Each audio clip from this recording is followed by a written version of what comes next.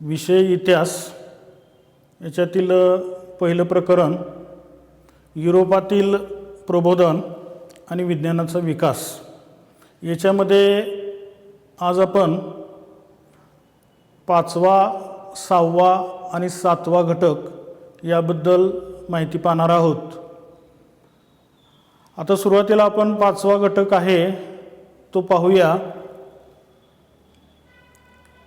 भौगोलिक शोध व शोधक। युरोपातील लोकांना किंवा युरोपीय राष्ट्रांना भौगोलिक प्रदेश शोधण्याची गरज का पडली हे सर्वप्रथम आपण अगोदर बघूया। युरोपचा भारताशी अतिपूर्वेकडील देशाशी चालणारा जो व्यापार आहे तो व्यापार जलमार्गानं आणि स्थलमार्गानं चालत असे। भारताच्या वायव्य सरहद्दीकडील खिंडीमधून इराण इराक मार्गे तुर्कस्तानमध्ये व्यापारी माल पोचवला जात असे। तिथून तो बॉस्फोरसची सामुद्रधुनी ओलांडून युरोपमधील निरनिराळ्या व्यापाऱ्यापर्यंत हा माल पोचवला जात असे। परंतु इसवी सन 7व्या शतकामध्ये इस्लाम धर्माची स्थापना झाली आणि अरबस्तानमध्ये इस्लाम धर्माची स्थापना झाल्यानंतर अरबस्तान आणि अरबस्तानच्या आजूबाजूचे जे प्रदेश आहेत या प्रदेशावरती आपलं वर्चस्व निर्माण केलं। तसंच उत्तर आफ्रिका, भूमध्य समुद्र याच्यावरती सुद्धा आपलं वर्चस्व निर्माण केलं। त्याचप्रमाणे मध्य पूर्वेतील जी काही जुनी साम्राज्य होती ती जुनी साम्राज्य नष्ट केली। युरोपातील दक्षिण युरोपवरती मध्य युरोपवरती हल्ले चढवले। 1453 मध्ये कॉन्स्टँटिनोपल हे ठिकाण तुर्कांनी काबीज केलं। कॉन्स्टँटिनोपल तुर्कांनी काबीज केल्यानंतर युरोपचा अतिपूर्वेकडील देशाशी चालणारा जो काही व्यापार आहे हा व्यापारही बंद पडलेला आहे आणि व्यापारावरती अरबांचं वर्चस्व निर्माण झालेलं आहे।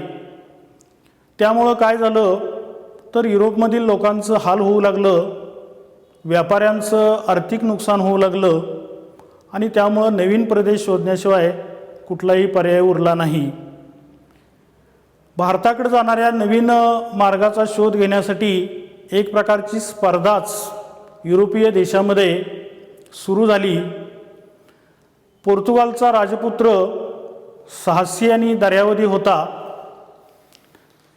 त्यानं भारताकडे जाणाऱ्या जलमार्गाचा शोध घेण्यासाठी काही साहसी खलासी कप्तान यांना प्रोत्साहन दिलं आणि अशा पद्धतीनं त्यांना अनेक जलसफरी आयोजित करून भारताकडे जाणाऱ्या व्यापारी मार्गाचा शोध घेण्याचा प्रयत्न केला। तर या ठिकाणी आपण भौगोलिक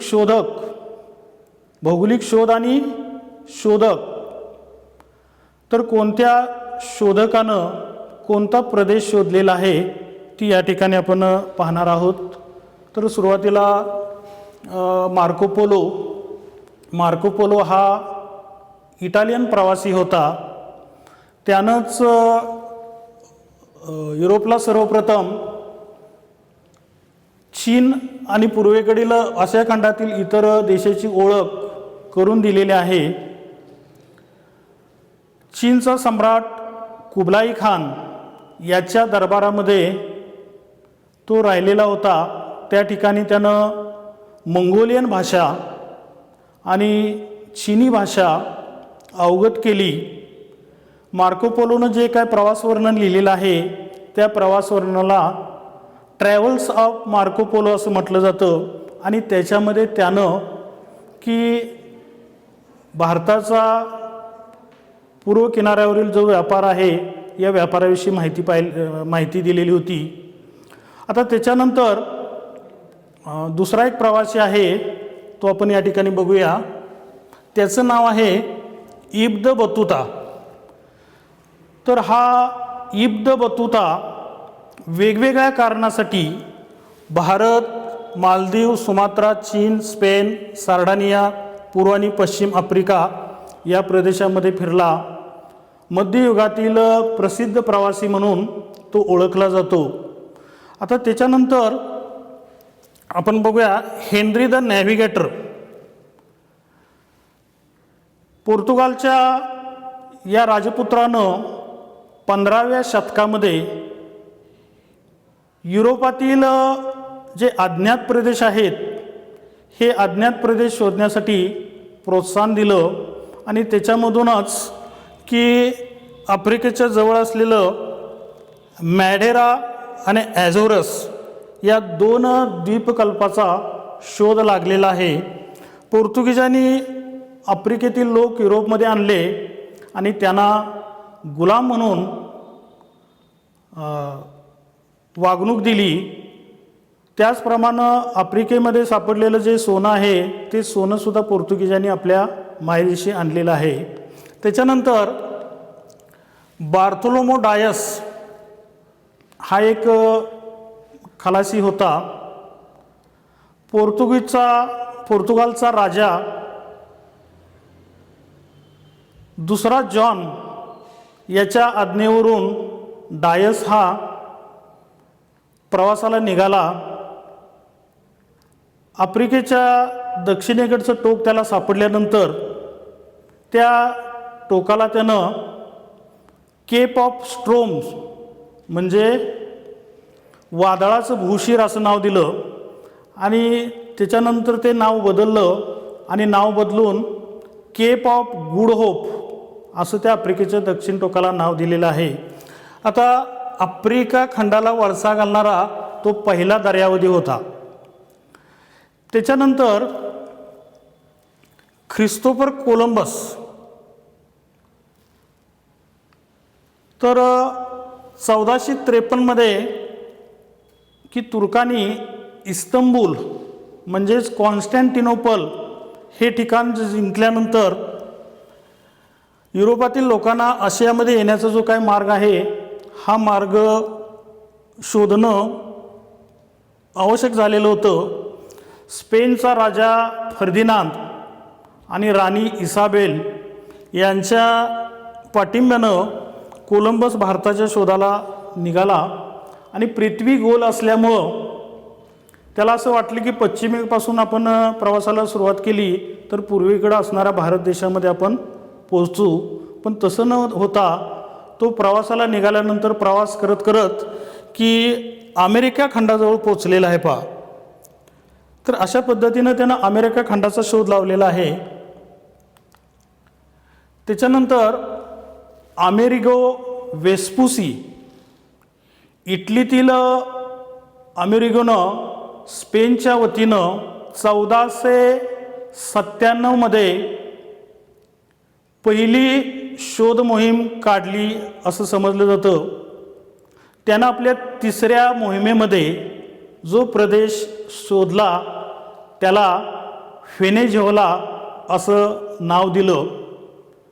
त्यानं ॲमेझॉन नदीच्या मुखापर्यंत प्रवास केला आणि त्याच्या नावावरूनच अमेरिका खंडाचं नाव पडलं असं मानलं जातं. त्याच्यानंतर वास्को द गामा तर वास्को द गामानं 4 जहाजं आणि 170 खलासी घेऊन तो भारताकडं जाणाऱ्या मार्गाचा शोध घेण्यासाठी निघालेला आहे. आफ्रिकेतील प्रवासामध्ये मालिंदा बंदराच्या परिसरामध्ये एका भारतीय वाटाड्याला घेऊन तो 1498 भारतातील कालिकत बंदरामध्ये पोचलेला आहे. कालिकत बंदरामध्ये कालिकतचा राजा झामोरिन यानं त्याचं स्वागत केलं. वास्को द गामानं झामोरिन राजाकडं पोर्तुगालशी व्यापार करण्याची परवानगी मागितली आणि ती परवानगी मिळाल्यानंतर वास्को द गामा आपल्या मायदेशी गेलेला आहे. त्यानंतर पुन्हा तो 2 वेळा भारतामध्ये आलेला होता. गोवा आणि कोची या ठिकाणी पोर्तुगीजांचं साम्राज्य निर्माण झाल्यानंतर तो भारतात आलेला होता आणि भारतात पहिला व्हायसराय म्हणून त्यानं काम पाहिलं. भारत आणि युरोपीय देश यांच्यामध्ये व्यापारी संबंध निर्माण करण्यामध्ये त्याची अतिशय महत्त्वाची भूमिका होती. त्याच्यानंतर आपण पाहणार आहोत की आफ्रिकेमध्ये युरोपीय वसाहती का वाढल्या, त्याची काही कारणं आहेत ते या ठिकाणी आपण बघूया. आता पहिलं कारण आहे की आफ्रिका खंडात हिरे, सोने, तांबे, सुपीक भूमी, लाकूड किंवा अन्य वनस्पती या गोष्टी मोठ्या प्रमाणात उपलब्ध होत्या. त्यामुळं युरोपीय लोक काय झालेले होते, आफ्रिका खंडाकडं आकर्षित झालेले होते. कारण विपुल अशा प्रकारची साधनसंपत्ती त्या ठिकाणी आहे आणि त्या साधनसंपत्तीचा उपयोग आपल्या देशासाठी करता येईल या उद्देशानं अनेक युरोपीय देशांनी काय केलेलं होतं, त्या ठिकाणी जाऊन आपल्या वसाहती स्थापन करायला सुरुवात केलेली होती. आता दुसरं कारण जरी बघितलं आपण तर पोर्तुगीजांनी आफ्रिकेतून स्थानिक लोकांना पकडून नेऊन गुलाम म्हणून विकण्याचा व्यापार सुरू केलेला होता. आफ्रिकेतील लोक गरीब होते, त्यांना पकडून न्यायचं आणि युरोपीय देशामध्ये त्यांना गुलाम म्हणून विकायचं. म्हणजे गुलामांचा बाजार एक प्रकारे युरोपमध्ये या पोर्तुगीजांनी सुरू केलेला होता. आता स्वस्तात उपलब्ध असणारं श्रमही युरोपीय राष्ट्रांची महत्त्वाची गरज होती आणि ती गुलामांच्या माध्यमातून त्या ठिकाणी पूर्ण झालेली आहे आणि त्यामुळं गुलामांचा व्यापार हा वाढत गेलेला दिसून येतो. त्याच्यानंतर फर्डिनांड मॅगेलन हा एक जलप्रवासी होता, खलासी होता. फर्डिनांड मॅगेलन हा पृथ्वी प्रदक्षिणेला निघालेला पहिला प्रवासी म्हणून ज्ञात आहे. स्पेनचा राजा पहिला चार्ल्स यानं आयोजित केलेली जी काय मोहीम होती त्या मोहिमेमध्ये तो सहभागी झाला आणि त्या मोहिमेमधून तो प्रवास करत असतानाच वाटेत फिलिपाईन्स या ठिकाणी तो मारला गेला.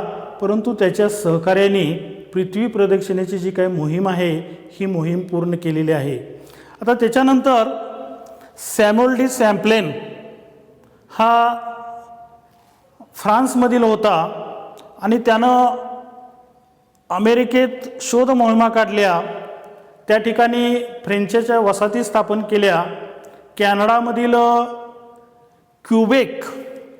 क्युबेक या शहराची स्थापना त्यानं केलेली आहे. त्याच्यानंतर ॲबल जानसवा टास्मन या ॲबल जानसवा टास्मनचा जन्म हॉलंडमध्ये झालेला आहे. नवनवीन प्रदेशाचा शोध घेण्याच्या वसाहतवादी स्पर्धेमध्ये त्यानं न्यूझीलंड या प्रदेशाचा शोध लावलेला आहे. त्यानंतर ईशान्य ऑस्ट्रेलियातील क्वीन्सलँडमधील कारपेंटारिया या प्रदेशाचा सुद्धा शोध त्यानं लावलेला आहे. त्याच्यानंतर कॅप्टन जेम्स कुक यानं न्यूझीलंड आणि ऑस्ट्रेलिया या प्रदेशावर इंग्लंडच्या शाही नौदलाचा झेंडा फडकवलेला आहे. पॅसिफिक महासागरातील बेटांची त्यानं पाहणी केलेली आहे आणि त्याचे अचूक नकाशे तयार केलेले आहे. 3 वर्षामध्ये त्यानं 30,000 सागरी मैल प्रवास केलेला आहे. त्याच्यानंतर लुई अँटोनी द बोगनविले हा फ्रेंच दर्यावधी होता. त्यानं पॅसिफिक महासागर पार करून ताहिती या ठिकाणी तो पोचला. आता तिथंपर्यंत पोचल्याचं किंवा त्या भागाचं त्यानं जे काय त्या भागात प्रवास केलेला आहे, पाहिलेलं आहे, त्याचं त्यानं एक प्रवास वर्णन लिहिलेलं होतं. त्याचं नाव आहे व्हॉयजेस अराउंड द वर्ल्ड. हे पुस्तक त्यानं 1771 लिहिलं आणि हे पुस्तक वाचून फ्रान्समधील अनेक लोक त्या ठिकाणी ताहिती या ठिकाणी पोचलेले आहेत. त्या ठिकाणी त्यांनी वसाहती स्थापन केलेल्या आहेत आणि वसाहती स्थापन करून पुढं पॅसिफिक महासागरातील एका बेटाला आणि एका फुलवेलीला या बोगनविलेचं नाव दिलेलं आहे. मंगो पार्क हा स्कॉटलंडचा रहिवासी होता आणि त्यानं इसवी सन 1795मध्ये नायजर नदीच्या प्रवाहाचा मागोवा घेतलेला आहे. त्याच्यानंतर अल्बेरोनी हा गझनीचा सुलतान मुहम्मद बरोबर भारतामध्ये आलेला होता आणि भारतामध्ये आल्यानंतर की त्यानं पृथ्वीचा व्यास मोजण्याचा प्रयत्न केलेला आहे. अक्षांश रेखांश तयार केलेले आहेत आणि त्या काळाचा जर विचार केला तर अक्षांश रेखांश तयार करणं हे अतिशय कठीण काम होतं. तरीसुद्धा ते काम त्यानं त्या काळात पूर्ण केलेलं होतं आणि पृथ्वीचा गोल नकाशा तयार करण्याचा प्रयत्न त्यानं केलेला आहे. आता आपण 6वा मुद्दा बघूया. तर तो आहे औद्योगिक क्रांती. आता औद्योगिक क्रांती म्हणजे काय तर हस्तउद्योगाकडून यांत्रिक उत्पादनाकडं झालेलं संक्रमण. 18व्या आणि 19व्या शतकात बाष्पशक्ती आणि जलशक्ती यांचा उपयोग करून उत्पादनाच्या प्रक्रियेमध्ये यंत्राचा उपयोग करण्यास युरोपमध्ये सुरुवात झालेली आहे. आता औद्योगिक क्रांती घडून येण्यासाठी भांडवलशाहीचा विकास होणं आवश्यक असतं. भांडवलशाही अर्थव्यवस्थेत उद्योगाची मालकी किंवा उद्योगधंद्यात गुंतवणूक करण्यासाठीचं भांडवल ज्याच्याकडं आहे असा भांडवलदार वर्ग अस्तित्वात आलेला होता. आता भांडवलशाही व्यवस्थेची वैशिष्ट्ये काय आहेत ते आपण या ठिकाणी बघूया. तर लोकांना लागणाऱ्या वस्तू कमीत कमी किमतीत तयार करणं हे एक भांडवलशाहीचं वैशिष्ट्य आहे. दुसरं वैशिष्ट्य आहे अशा वस्तूंची किंमत कमी ठेवण्यासाठी श्रमाचा मोबदला कमी देणं. तिसरं वैशिष्ट्य आहे की अधिकाधिक नफा मिळवणं. तर ही भांडवलशाहीची वैशिष्ट्ये असलेली दिसून येतात. दुसरी गोष्ट भांडवलशाही अर्थव्यवस्थेमध्ये खाजगी मालकी असते. उत्पादकाला वस्तूचं उत्पादन करून त्याची किंमत ठरवण्याचा अधिकार असतो. तसंच नफ्याचं प्रमाण ठरवण्याचा अधिकार असतो. तर उपभोक्ते जे आहेत त्या उपभोक्त्यांना निवडीचं स्वातंत्र्य या भांडवलशाही अर्थव्यवस्थेमध्ये असतं. आता त्याच्यानंतर आपण पुढं बघूया की औद्योगिक क्रांतीची सुरुवात सर्वप्रथम इंग्लंडमध्येच का झाली तर त्याची सुद्धा काही कारणं आहेत ती या ठिकाणी आपण बघूया. पहिलं कारण आहे इंग्लंडमध्ये औद्योगिक क्रांती घडून येण्यासाठी अनुकूल पार्श्वभूमी होती. अनुकूल पार्श्वभूमी होती म्हणजे काय होतं तर इंग्लंडमध्ये ऊर्जा साधनं उपलब्ध होती. त्याच्यानंतर वाहतुकीच्या सुविधा उपलब्ध होत्या. कच्चा माल उपलब्ध होता. उद्योगधंद्यासाठी लागणारी जागा उपलब्ध होती. बाजारपेठ उपलब्ध होती. तर अशा सगळ्या अनुकूल परिस्थिती काय झालेली होती की इंग्लंडमध्ये असल्यामुळं त्या ठिकाणी औद्योगिक क्रांती घडून आलेली आहे. हे एक कारण झालं. आता दुसरं कारण आपण बघूया की त्या ठिकाणी लोह खनिज आणि कोळशाचे साठे मोठ्या प्रमाणात होते. मगाशी मी कच्चा माल म्हटलं की उद्योगधंद्यासाठी लागणारा जो कच्चा माल आहे मग लोखंड असेल कोळशाचे साठे असतील तर हे सगळं इंग्लंडमध्ये उपलब्ध होतं. त्याच्यानंतर इंग्लंडमध्ये कापड व्यवसायाची भरभराट मोठ्या प्रमाणात झालेली होती. पहिल्या भागामध्ये आपण बघितलं की वैज्ञानिक शोध तर कापड उद्योगामध्ये यंत्राचा मोठ्या प्रमाणात वापर केलेला आपण पहिल्या भागामध्ये बघितलेला आहे या प्रकरणाच्या. तर त्या ठिकाणी इंग्लंड हा देश जर आपण बघितलं तर चारी बाजूनं समुद्रानं वेढलेला देश आहे आणि त्यामुळे त्या ठिकाणचं हवामान हे दमट आहे. आणि अशा दमट हवामानामुळे काय होतं की सुती धागा बनवणं इतर ठिकाणच्या हवामानाच्या तुलनेनं सोपं जातं आणि त्यामुळं इंग्लंडमध्ये सुती कापडाचे उद्योग भरभराटीला आलेले होते. आता त्याच्यानंतर इंग्लंडच्या ताब्यात वसाहतीचा मोठा प्रदेश होता. उत्पादनासाठी लागणारा जो कच्चा माल आहे, इंग्लंडनं वेगवेगळ्या देशामध्ये आपल्या वसाहती स्थापन केलेल्या होत्या आणि उद्योगधंद्याचा विकास इंग्लंडमध्ये झाल्यानंतर त्या उद्योगधंद्याला कच्चा माल कमी पडू लागल्यानंतर आपल्या ताब्यातले जे काही वसाहती आहेत त्या वसाहतीमधून काय केलं जावं लागलं, माल मोठ्या प्रमाणात आयात केला जावं लागला.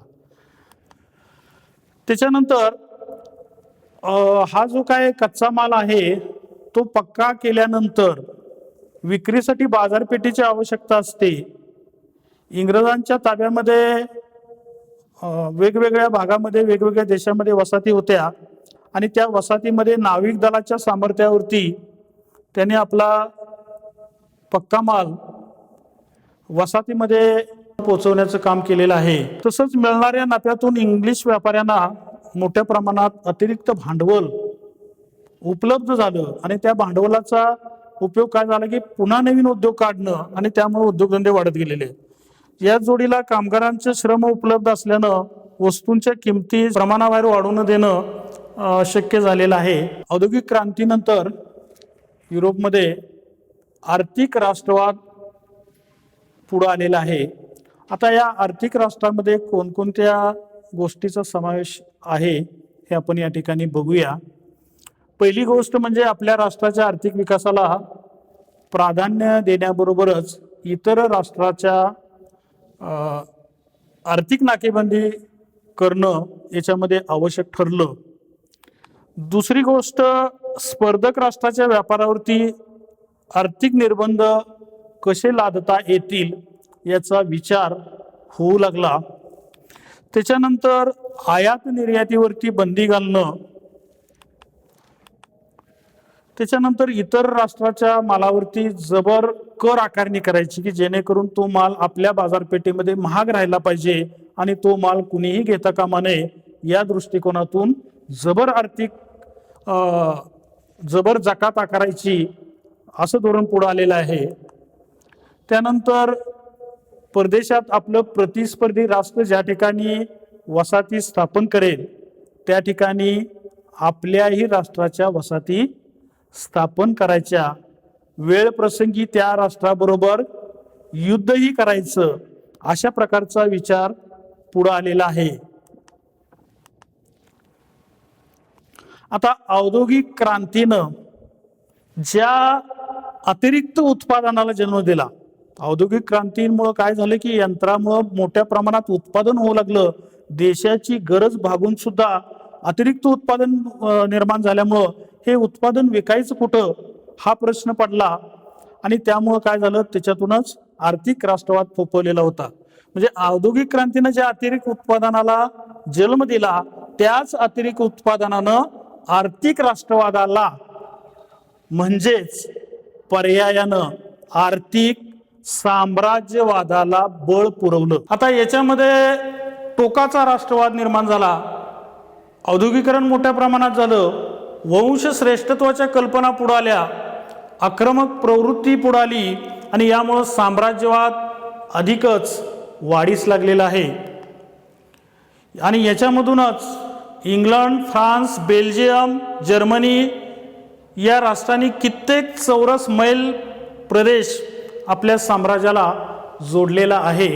अशा प्रकारे आज आपण या प्रकरणामध्ये भौगोलिक शोध व शोधक, औद्योगिक क्रांती आणि आर्थिक राष्ट्रवाद याविषयी माहिती पाहिली. यानंतर भेटूया पुढच्या व्हिडिओ लेक्चरमध्ये. तोपर्यंत धन्यवाद.